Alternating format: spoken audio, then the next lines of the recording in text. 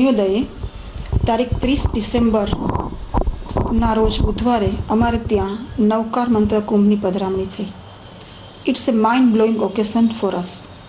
The effect of Navkar મંત્ર જાપ is indebatable, but still, for scientific research purpose, પરમ પૂજ્ય શ્રી લબ્ધિસાગર મહારાજ સાહેબની નિશ્રામાં એશિયાટિક સોસાયટી ફોર અકલ્ટ સાયન્સીસના પ્રણેતા ડૉક્ટર બહાદુર સાહેબ, તેમના મંત્રી ડૉક્ટર બલદાણિયા તથા એરોમા ક્લબના સ્થાપક પ્રમુખ આર્કિટેક્ટ શ્રી વિનીતાબેન જોશી દ્વારા અમારે ત્યાં કુંભની પધરામણી પહેલાં પોઝિટિવ અને નેગેટિવ ઉર્જાનું અવલોકન થયેલ.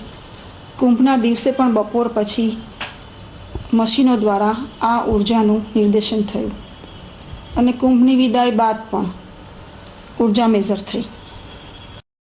કુંભની પધરામણી પહેલાં જે દિશામાં નેગેટિવ ઉર્જા હતી એ દિશા કુંભને દિવસે પોઝિટિવ થઈ અને ત્યાર પછી પણ પોઝિટિવ રહી. મલેશિયાથી આવેલ મારા બેન બનેવી તેમજ તેમની 9 વર્ષની ટ્વિન ડોટરને પણ આ પ્રસંગે અકલ્પ્ય અનુભૂતિ થઈ.